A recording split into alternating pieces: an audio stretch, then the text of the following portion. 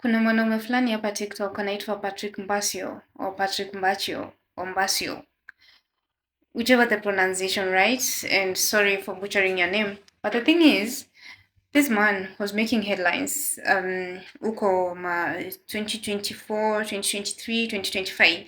My first time to see him ilikuwa probably 2025, ile time alikuwa anavaa zile outfits zake, the scary ones, anavaa hadi nini stockings za brown and then he's dancing. So he came out juzi na akafanya video fulani and it was quite scary because we could all see his health ilikuwa deteriorate and he's looking worse than he used to look back then. And allegedly a niece or nephew of his alikuwa anasema, ama cousin alikuwa anasema kwamba the guy has now cancer and that's why he looks the way he looks. Well, there are other social media speculations. Now, he came up with allegations. Yeah, he came up with allegations akisema kwamba ati over the past sijui how many years, is it 10 years, averagely alikuwa na nini, he could manage to like bag 60 ladies. Hesabu yake ilikuwa hivi, alikuwa na manage averagely like 5 ladies in a month, so in a year hesabu yake inasema that is 60 women, and so over the 10 years that is 600 women.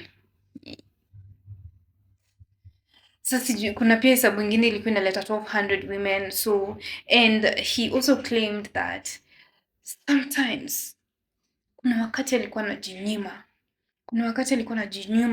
ni kama maybe to just stay decent and not engage with these women, and so alikuwa anasema wakati mwingine I think like 5 women in a month ni wakati ambao amejinyima sana. And that got me really thinking, not only me but also like people on the social media, like ma auntie zake wa social media, followers zake and stuff like that. Juu itu like ilikuwa inaonekana kwamba he was bringing women to his bedsitter house or single room house.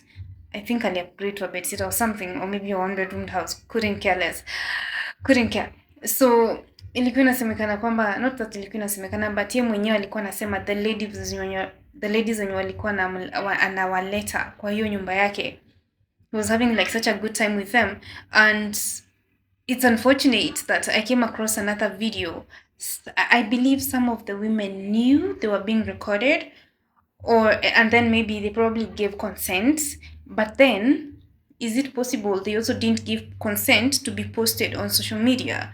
There was a lady who unfortunately did not want to be filmed, but he ended up filming her in anyway, and she seemed very, very uncomfortable. And I don't know if she was under influence of anything, but the thing is, the video is on the internet, and maybe that probably ruined her life. So people should actually, well, when he came out na akasema hizi vitu, people were after him and like saying the most absurd things about his health. Alikuwa amenona before, sahi ameisha, na his face looks all wrinkled and saggy, na he has like those old age marks zenye they cut here, yeah. And so there were speculations about his health, na watu hadi walikuwa namwimbia ile song yake ya kwaherini, you know what exactly that means.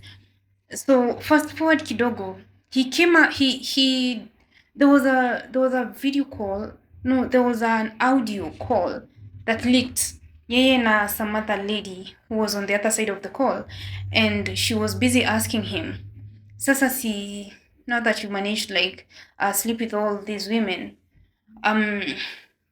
si umewaharibu sana? And he was like, lakini sina. And then fast forward kidogo, he stated that according to him, the disease that people were speculating he has, alisema that according to him, majority of the people in the country ni kidogo sana ndo hawana. which actually raised eyebrows because of what he had just stated. Because on the hapa amesema like if you know like that is the nini the statistics. So what are you doing with them? But sasa hapa pia umesema hauna, na pia alikuwa amesema like his mjulus does not like nini condomizing.